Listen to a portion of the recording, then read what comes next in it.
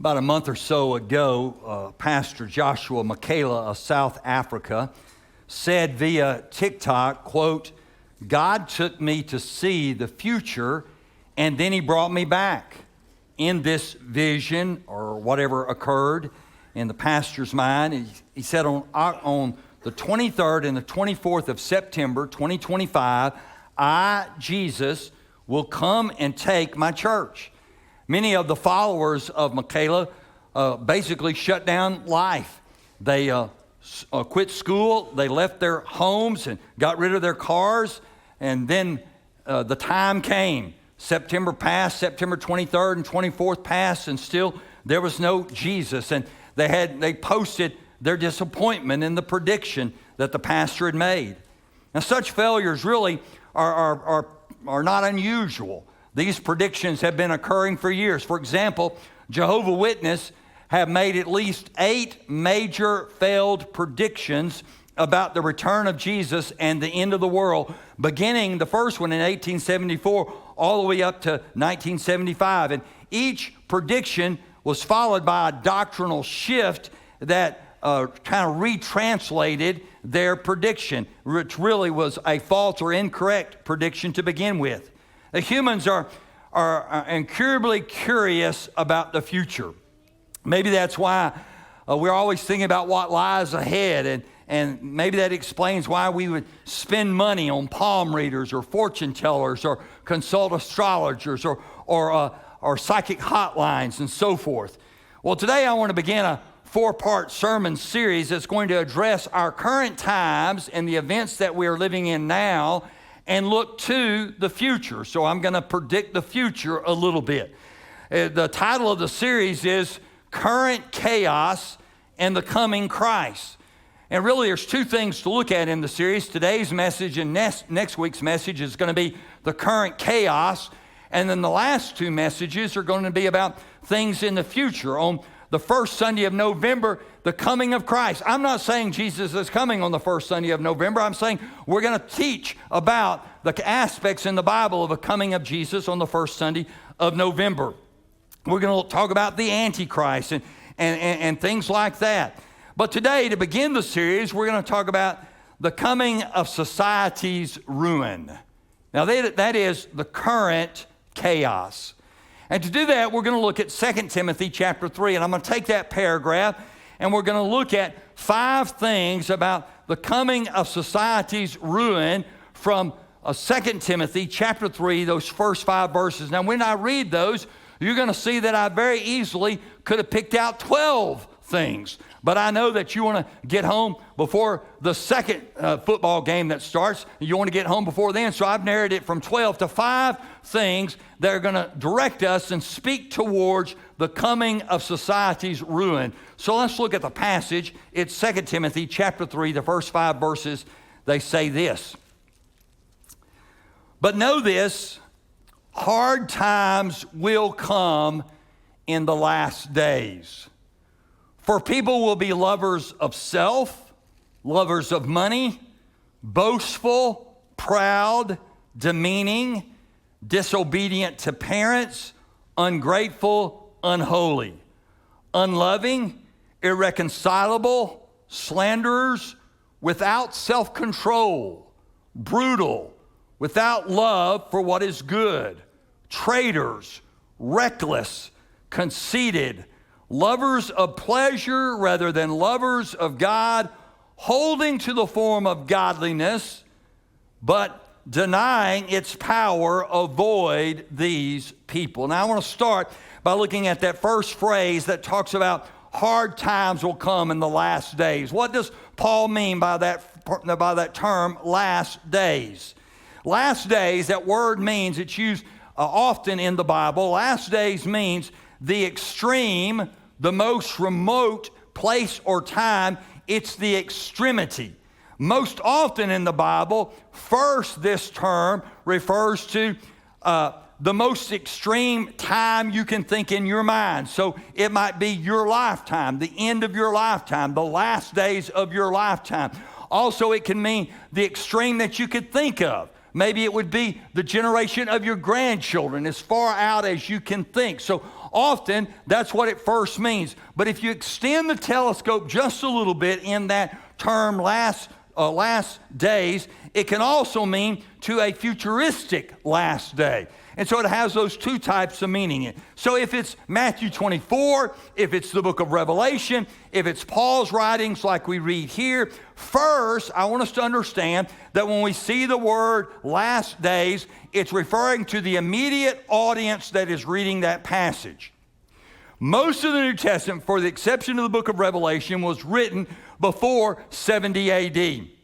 And 70 A.D. is a very important time in Jewish history and therefore in Christian history, because in 70 A.D. the temple was destroyed. The Jewish temple was destroyed. There is no temple in Jerusalem now. It was destroyed in 70 A.D. Also in that generation, Christians were persecuted greatly by the emperors Nero and Domitian. And so it was a tremendous time. It was a hard time that was happening. But again, if you extend the telescope, that last days also can refer to our days today. Society's ruin. Each generation seems to get worse and worse. Sinful traits were present in Paul's day, but society is devolving now. Well, one of the evidence that evolution isn't true is that we're not evolving. We're going backwards. Now, we may in technology be evolving, but in our own moral selves, we are a devolving people. We're becoming more like animals, not less like animals. We are devolving. And so, from this passage, I want to show you 5 things that were prevalent in Paul's day that are even more prevalent in our world today. Let's look at them. First, in verse 1, these are violent times. It says, "But know this, hard times will come." Now that term hard times, your translation may have difficult times. Your translation may have times full of danger. I like the old King James Version. It says perilous times. These are perilous times. Now that word is only used one other time in the entire New Testament. It's used when Jesus encounters 2 demonic men. In Matthew 8, verse 28, it says, when he, Jesus, arrived on the other side in the region of the Gadareans, 2 demon-possessed men coming from the tombs met him. Here's the word. They were exceedingly violent. That's the word that we're studying here. They were exceedingly violent that no one could pass that way. From July the 13th, 2024, and the assassination attempt of then candidate for second-term presidency, Donald Trump, up to September the 10th, 2025, assassination of Charlie Kirk, we live in violent times. There are school shootings. Add to that gang violence resulting in many counties. Louisiana calls them parishes. There are violent times. I tell people when I recruit them to go on a trip to El Salvador and they ask about the safety, I say you're safer in El Salvador any day of the week than you are in Ouachita Parish. And that is an accurate statement. We live in violent times. But the violence is not just in our country. It's not just in Louisiana. It's not just in Ouachita Parish. It is worldwide. Part of that is because we have cheapened human life. Human life from the unborn is now cheapened. And when you cheapen it from the unborn, you cheapen it every place else. And that's why we've cheapened the unborn life. And it's the spotted owl has more rights now than the unborn child does. We've cheapened life. In verse 3, it's called brutal. These are brutal days, ungentle, fierce, hardened days. So we live in violent times. Secondly, these are selfish times. There are several terms in these verses that could categorize selfishness. Humanity has always been selfish, but again, it seems to have intensified with each generation. Selfishness is described in verse 4 with the word conceited, which means swollen with self-importance. Now there's a word for our culture today, swollen with self-importance. Let me just let you go around in your mind. You don't have to say it out loud, but let me just take you through a process to show how each generation has become more selfish. I am sure that I am more selfish than my parents were. I'm almost sure of that. I'm sure that my generation was more selfish than my parents' generation, which would have been like World War II generation. I'm sure that my children would be honest and say they are more selfish than me. And I'm sure the grandchildren's generation will be more selfish than my children's generation, which was more selfish than my generation, and I was more selfish than my parents' generation. Each generation becomes more and more selfish. So we are living in a selfish time. Let me unpack that concept with 4 thoughts. First, in verse 2, it says that people will be lovers of self. That's one compound word in the Greek language. It's the word phileo, which is brotherly love, and it's got the word to be fond of self, to love self, to be a self-lover. And I looked this word up in a Greek study tool that I use, and I wanted to give you a quote directly from this study tool. So it's not been refined, it's pretty rough, but I want you to hear this because it definitely describes at least some of our generations in our country today. Let me give you this definition. So this is the word lover of selves. It includes an undue sparing of self with the primary concern that things be easy and pleasant for oneself. This selfishness wants to take away any resistance, strain, or hardship so that life is always easy, comfortable, and successful. Now, that pretty well describes, and just hold me back, Jesus, that pretty well describes a bulk of a generation. That they will not press themselves, push themselves because they don't want any resistance, any strain, any hardship, anything that will make life uncomfortable for them. So they're first lovers of self. Secondly, in verse 2, it says lovers of money. Same word, but instead of saying phileo with self, it's phileo with silver. So now it is love of silver is what the word means. It refers to coveting. The same word is used in 1 Timothy 6, verse 10, where it says the love of money is the root of all kinds of evil. Maybe you've heard that phrase used before. It's not that money is the root of all evil, but the love of money. To be fond of silver, to have this love and passion for silver is the root of all kinds of evil. Love of self, love of money. Thirdly, in verse 4, lovers of pleasure rather than lovers of God. So finding and feeling sensual pleasure becomes more important than a right relationship with God.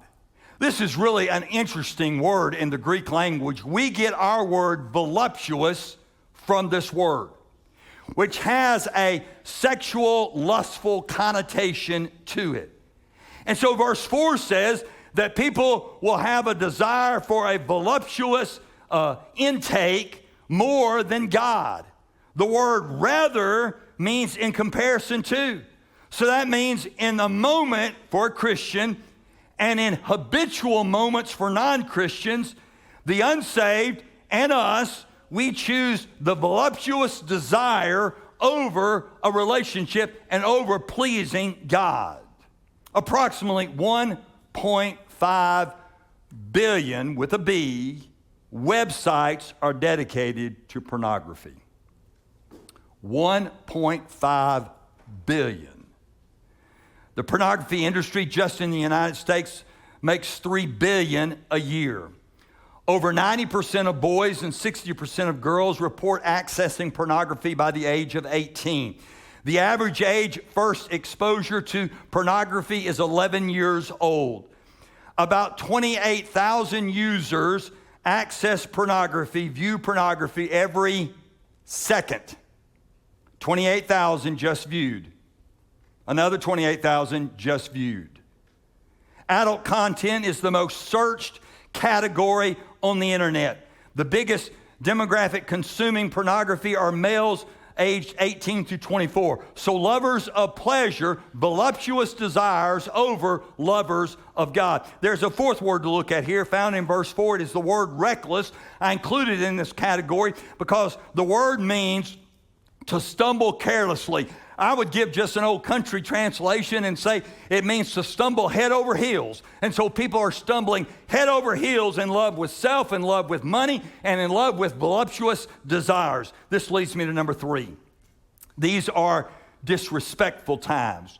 course, we see disrespect for the flag and disrespect for government and disrespect for our country and our law and workers and so forth and family. But I want to show you three in this particular passage, three disrespectful areas that are brought out. First, in verse 2, disrespect to parents.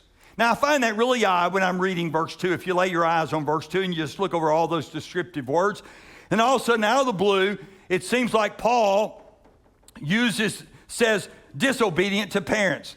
It doesn't seem right. I mean, it doesn't seem like you've got all these terrible things. Why in the world would you all of a sudden mention this disobedient to parents? It seems like that's kind of a minor thing, disobeying your parents compared to everything else that's listed there.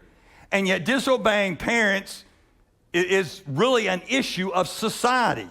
It's disregarding society. It's a disrespect for society.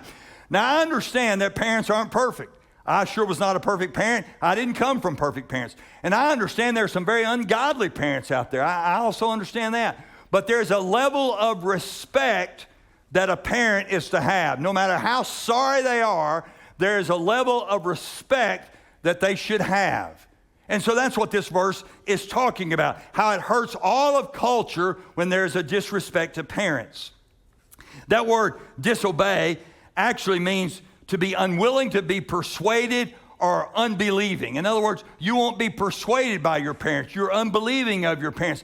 And again, I know there's some bad parents out there, but even unchristian parents, usually, they put their kid ahead of themselves.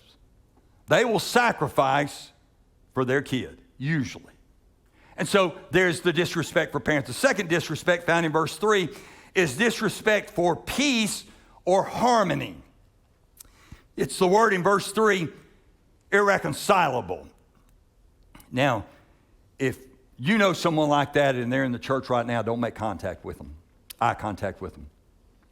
Do you know people that they're not happy unless they're stirring the pot? And I'm not talking about a teasing way. I'm talking about they kind of like agitation. That's what they live on.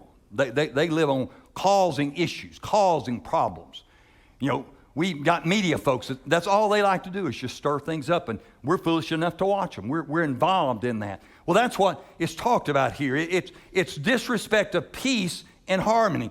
The word means truce breakers, unforgiving, hostile to the point that they cannot be pacified. That's what has happened politically in our country between our two parties. Now, trust me, I'm not on a rant. This is in my notes. We're all good, okay? I'm so old. How old are you, Kevin? I'm so old, I remember when Republicans and Democrats could actually show respect to each other and disagree. That's how old I am. There's a man, you can Google him after church, you young folks. There's a guy named Reagan that people would disagree with, but they would disagree with him in a respectful way. There was a guy even named Bill Clinton that people would respect the office even though they disagreed with him as a person and disagreed with his policy. That's how old I am, that I remember when people could actually disagree and still be civil. Now, it doesn't matter. It doesn't matter what the political party is. They could present something that was good for every single American, and the other party would say it was bad. They would say it was terrible. What has happened to our country when we have an attitude that we are disrespectful to the concept of peace and harmony? So there's disrespect to parents, disrespect to peace. Thirdly, there's the disrespect to friends. It comes from verse 4 from the word traitors. It means treacherous. It's ready to betray a friend to gratify self. Again, don't look at them if they're in the room right now. Have you ever been betrayed by a friend in person or online? That's the word traitor here. That leads me to the fourth thing. These are decadent times. Verse 3. By decadent, what I mean is decaying times, deteriorating times, moral decay. Verse 3 calls it without self-control. That's the term I'm zeroing in on in verse 3, without self-control, which means without the strength to govern yourself, without the strength to handle your own appetites. It's giving over to every whim and every desire. There are many things that separate us from the animal kingdom, but one of the things that separates us from the animal kingdom is that we can actually hold back, rein back our desires. We just don't act on every desire. We rationally think through what are the consequences of these desires. But in decadent times, there's no more self-control. For example, homosexuals have sexual encounters on the average with between 500 to over 1,000 people in a lifetime. 500 to over 1,000 people a lifetime. It's not a preference, it is without self-control. From Super Bowl halftime shows to some of the books in school libraries, we have proven we are a decadent society. Diane and I were watching a true life crime TV show a couple of weeks ago. By the way, I'm very nervous about as much of those true life crime shows that Diane watches. Every time I come into the house, she's watching one of those, and she all of a sudden turns it off real quick. So I'm just telling you right now, if I turn up dead, y'all do an autopsy, okay? We were watching this true life crime show, and it's about a lady who had been kidnapped and raped. It was very, very sad, very, very terrible. She was older, and reflecting back on it, it happened when she was in her late 20s. And they were saying that she was a young, innocent girl. She really wasn't hanging around guys or anything. And in the interview, she said, now she was talking about when she was 28, she said, I'd only been with 7 or 8 guys by that time. And Diane and I looked at each other, and we're like, oh, so that's innocent? See what our society has become? Well, it's easy for us to get on a soapbox about homosexuality, but what about heterosexuals?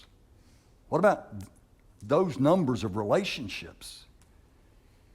There's much disagreement on whether the world we live in today is suffering from moral decay, or have we just lost the ability to define what a moral foundation is? One thing is for sure, we are not in the moral standard that God would have us be in. This is evident from these verses, is evidence from our own life. And the world isn't getting any better, it's getting worse. So what is our response? I mean, how do we respond to this? If the world's getting worse, how do we respond to this? Well, some will take the streets, some will take Congress, some will go to court, and all those things are good. There's nothing wrong with that. That's the system by which our country works. There's nothing wrong with that. But we must never forget that the responsibility begins with each of us as Christians humbling ourselves and repenting and coming back to God. It's that famous verse in 2 Chronicles 7:14 that we pull out every election year and then we hide it and don't use it again. And this is what the verse says. God says, if my people, he doesn't say if the world, he says if my people who are called by my name will humble themselves and pray and seek my face and turn from their wicked ways, then I'll hear from heaven and I'll forgive their sin and heal their land. The darker the morals of our society are, the greater the need for humble and holy Christians. Now let me say that again, because you didn't get it because you're not writing it down. Let me say it again. The darker the morals are of our society, the greater the need for humble and holy Christians. In 2 Chronicles 7:14, God tells his people, not the pagan world, to turn from their wicked ways. Again, the Bible is meant to be a mirror of self-reflection, not a magnifying glass to view everybody else's life. That's what we want to do. We want to use the Bible as a magnifying glass to see what's wrong with everybody else's life, but it's really a mirror for us to see what's wrong with our life. So these are violent times, selfish times, disrespectful times, decadent times, and number 5, these are irreverent times. Let me show you 3 words here in this passage that speak to being irreverent. First, in verse 2, it's the word unholiness. These are unholy times. That word unholy in verse 2, it's the word holy with the prefix of negation. And all that means is that it's the word holy with the word not in front of it, or the word without in front of it. So it means not holy or without holiness. It means without consecration, without hallowedness, without righteousness. It means to be polluted with wickedness. It means to be ungodly and to have no regard for the things of God. It is to defile and profane the things of God. Maybe it has let up a little bit in the last 12 months. But there has been a militant aggression against Christianity and moral standards that Christianity brings for a long time. Now again, I'm so old, I remember. Okay. I'm so old, I remember a guy named Bill Clinton. Google him, not now, another time. When he was actually a governor, not a president. I had the chance to vote against Bill Clinton 5 times, lost all 5. So Bill Clinton, in 1984, 1985, wanted to experiment in Arkansas on how to deal with teen pregnancy. I was in Devall's Bluff, Arkansas, coaching and teaching my first year. Devall's Bluff, Arkansas has the best barbecue you'll ever have at Craig's Barbecue. So if you're ever driving through there, you won't be. Detour, find Craig's Barbecue, get you some Devall's Bluff barbecue at Craig's Barbecue, okay? So we were there, and Mr. Clinton, the governor of Arkansas, decided to pass out condoms to everybody in Devall's Bluff, Arkansas, all the kids in school, to crack down on preteen pregnancy. Now, I was coaching there and teaching there. I can tell you for sure it wasn't going to do any good, but they didn't ask me for my opinion. But we did speak out as Christians. We suggested that maybe abstinency might be the better route to take. And we were categorized as being irrelevant. We were categorized as not understanding reality. We were categorized in a very negative way. We were made fun of. We were joked at. And from that's been 40 years ago. And from that time, it has only gotten worse on Christians being mocked. It's the only religion today up until just about 5 or 6 weeks ago.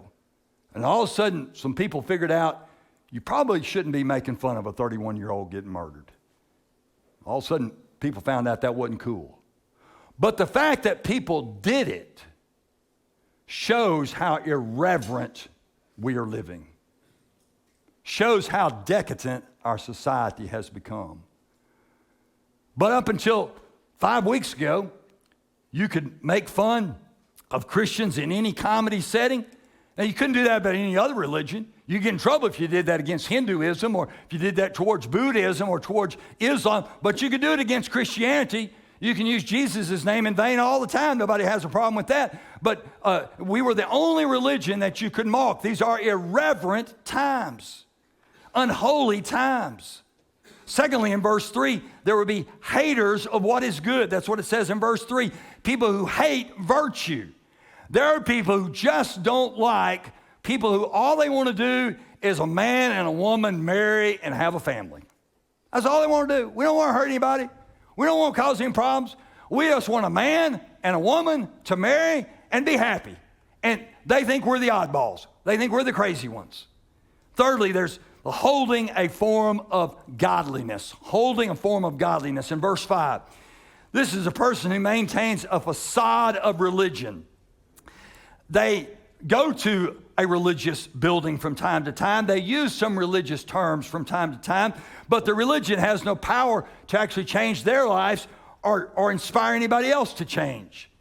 Is your right living, now listen to this phrase, is your right living based on the transformation brought about by surrendering to Jesus Christ as the Savior of your life, or is it your own willpower? So is your righteousness, is it based on how good your own willpower can function today, or is it based on the fact that Jesus Christ has transformed you from the inside out? So we are living in violent times. Selfish times, disrespectful times, decadent times, and worst of all, we're living in irreverent times. And all this leads to the ruin of society. And if I were, I'm not, but if I were to say, let's stand up and have a hymn of invitation right now, I haven't helped anybody. We are depressed. We'll leave here discouraged. So I want to show you that even though these are these terrible, deadly, chaotic times, in fact, verse 1, I like how the old Living Bible paraphrase says it. It says, you may as well know this right now. At these days, it's going to be difficult to be a Christian. That's a pretty good paraphrase. These days, it's going to be difficult to be a Christian. But with all these seemingly terrible things in these 5 verses, what can we do? Well, let me give you 3 things, 3 positive things that every Christian in this room needs to do. And these will serve as our 3 points of our decision time. Number 1, graciously stand for God. Now, the key word there is graciously. Don't be a jerk standing for God. Graciously stand for God. Stand for God in what He declares is right, even when it is unpopular. Even when it's unpopular at work, on the team, at school, in the club. Even when it's unpopular, you simply say, I'm sorry, I don't believe my God would want me to do that. I don't believe that's the way my God would want me to act. I'm going to have to bow out of that. And so graciously stand for God. Secondly, examine self. Most often, there are areas in our own life that God needs to refine, that God wants to refine. I believe every Christian in this room, especially the person who's speaking right now, God desires to refine our lives. So instead of looking at the world first and talking about how bad it is, look at ourselves and allow God to refine us. Thirdly, lean into God, not away from Him during these times of societal ruin. So yes, society is going to hell in a handbasket. Yeah, we got that. But what I need to do is lean into God, not away from God. The lost people around us need that example. So society is going to get worse. It's not going to get better. But that doesn't mean that individuals around us we still can't influence. So there's still some individuals in our lives. There's still some people that you know at school or at work that you can still have an impact on. So you do that by graciously standing for God, examining yourself, and be honest with that lost friend. When you mess up and just say, man, I blew it. I asked God to forgive me. I'm asking you to forgive me. And then lean into God as you witness and talk to that person. Let's bow our heads, and I want you to think quietly as Jimmy comes forward. Think through these things. In your mind, think about this. How can you graciously stand for God? Just think through that.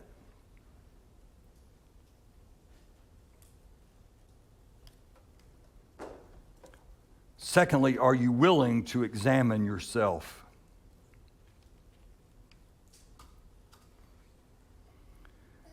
When you examine yourself, what does God show you that He desires to refine?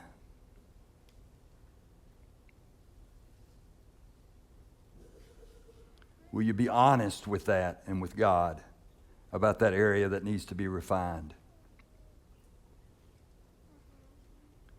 And then thirdly, lean in to God. Don't give in to society. Lean towards God. Your lost friend needs that from you.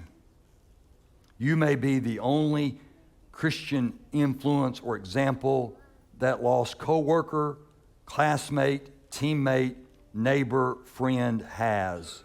Lean into God.